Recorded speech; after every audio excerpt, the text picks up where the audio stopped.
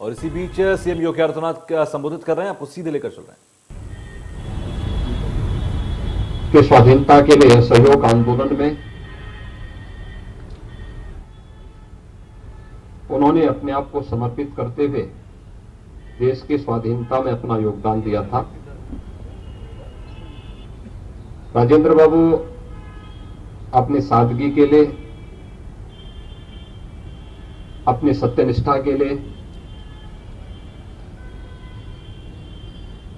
स्वदेशी स्वावलंबन और गांधी जी के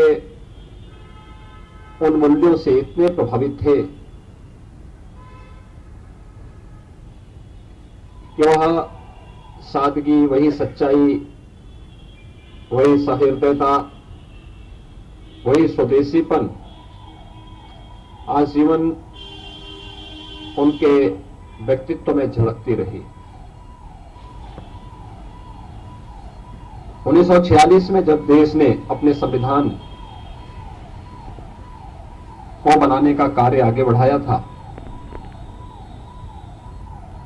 दुनिया के सबसे बड़े संविधान को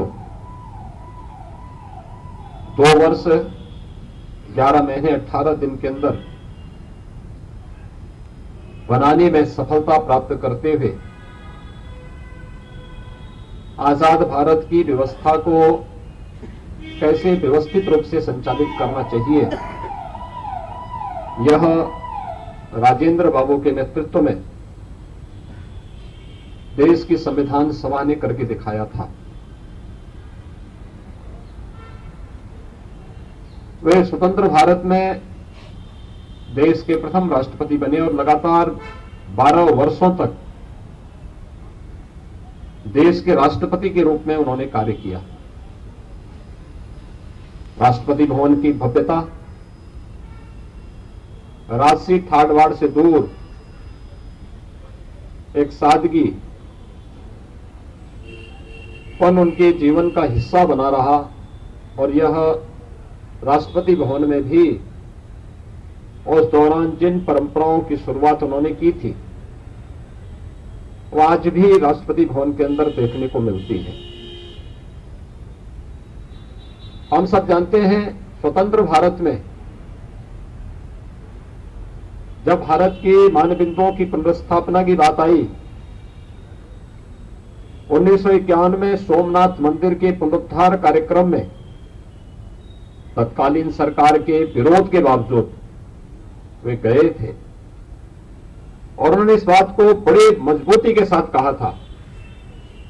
कि सोमनाथ मंदिर का पुनरुद्धार भारत और भारतीयता को दुनिया के मंच तक पहुंचने और भारत की आस्था के सम्मान के साथ जोड़ा जाना चाहिए। और उस समय उन्होंने उस कार्यक्रम में जाकर के इस बात का उल्लेख किया कि हजारों वर्षों से इस पावन स्थल की हम पूजा करते रहे हैं, ये हमारी आराधना और हमारी आस्था का केंद्र बिंदु है। अनेक सम विषम परिस्थितियों का सामना करते हुए इस स्थान ने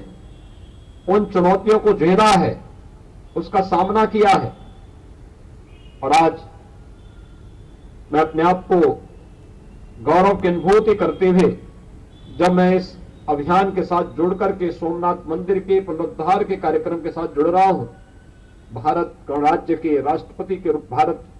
के पहले राष्ट्रपति के रूप में उनका यह उद्घोषणा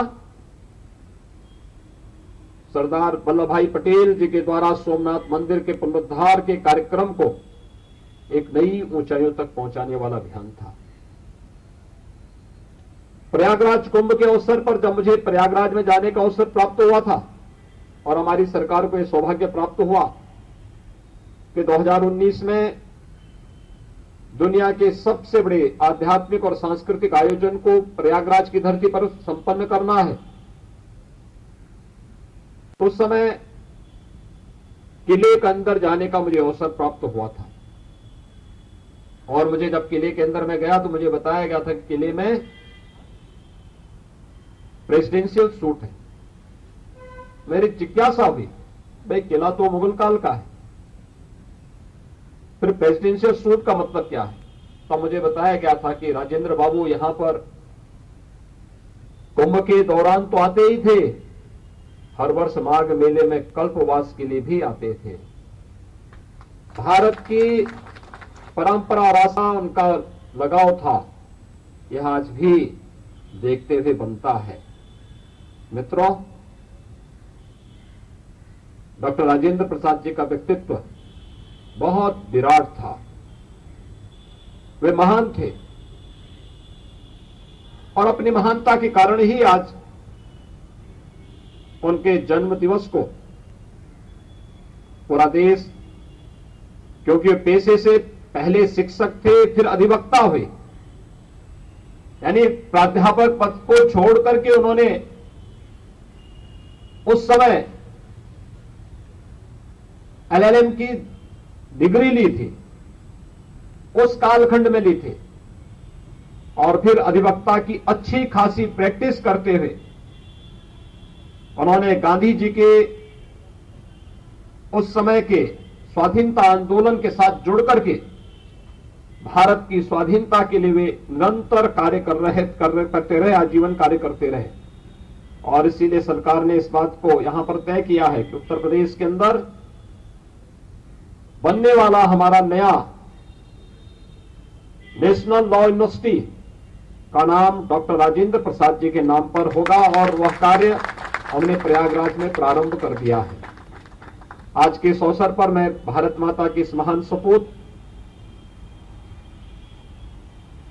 भारत के संविधान सभा के अध्यक्ष, देश के प्रथम राष्ट्रपति डॉक्टर राजेंद्र प्रसाद जी के श्री चरणों में कोटि कोटि नमन करते हुए उन्हें